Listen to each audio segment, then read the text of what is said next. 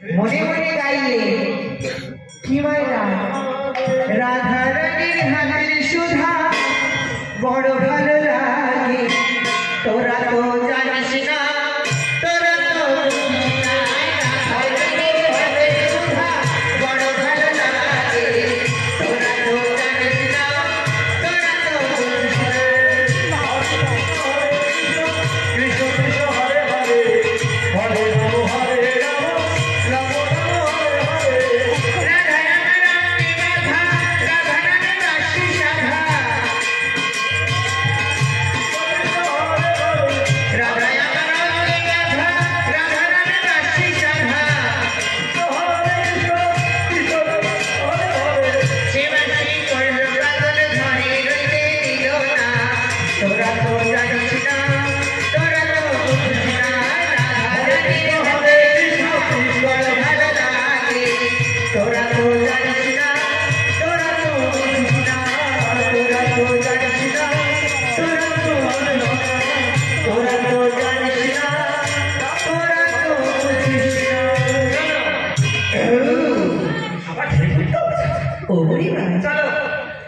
কোথায় যাবো আমি তৈরি রাখতে পারবো না আমার খাওয়াটা একটু কম বেশি হয়েছে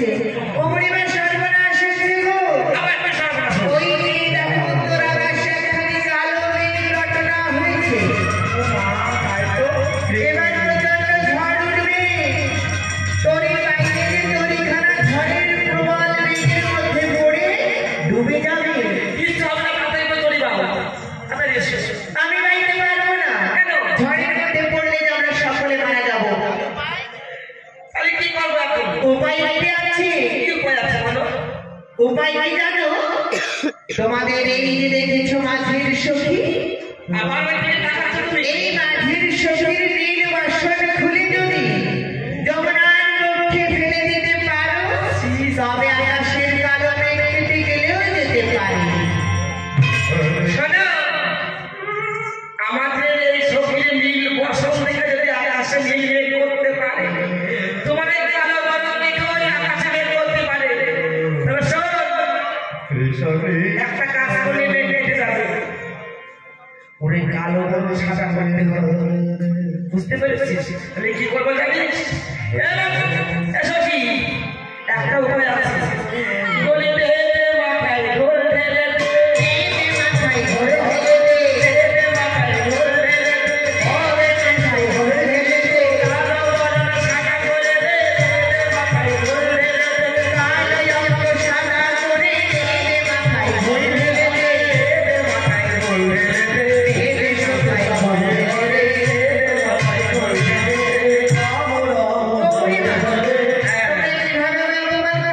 এবারে ঠিক হয়েছে তবে শোনো উপায় আর একটি আছে কি উপায় তোমাদের যদি কোনো বান্ধব থেকে থাকে তবে তবে তোমরা তাকে স্মরণ করো তাহলেই তোমরা অনায়াসে পার হতে পারবে এততে আর একটা বলছি তার মধ্যে যে ওই যে মেঘ করেছে মেঘে ঝড় যদি একবার আসে আমার সাদা সাদা সব উড়ে যাবে তাহলে কি করবো সবাই মিলে হাত জোর কর হাত জোর ওই বিবাদ ভদ্রের মধুসূদনকে একটু বাড়ির জন্য রেখে তাই সখীগণ মিলে কেমন ভাবে সে বিপদ ভাগ্যের মধুসূদনকে স্মরণ করলে কোথায় বিপদ ভাজন শ্রী মধুসূদন বিপদে মনোরে কোথায় বিপদ ভাজন শ্রী মধুসূদন বিপদে মনোরে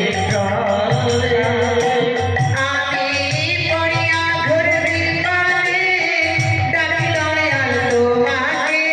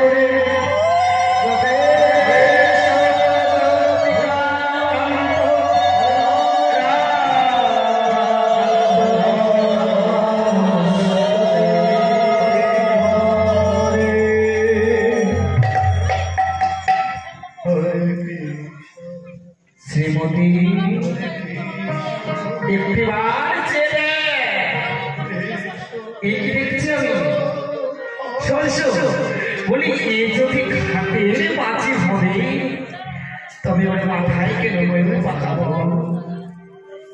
একটিবার সে যায় এসে আর কে হলো এসে নন্দের বেটা কেটেছ তোর প্রাণ মতো তোর সঙ্গে মিলাই পরিবার জন্য আমি যে এই ছড়া করেছি শ্রীমতী একটিবার সে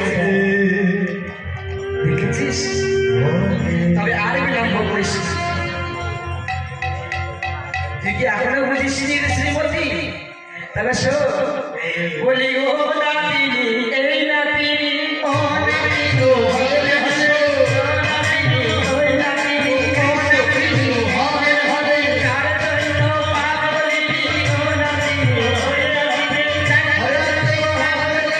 ও নাতিনি ওই নাতিনি তার জন্য পাগলি ও নাতিনি ওই নাতিনি তার জন্য পাগলি ও নাতিনি এই নাতিনি ও নাতিনি এই নাতিনি এবার বুঝেছিস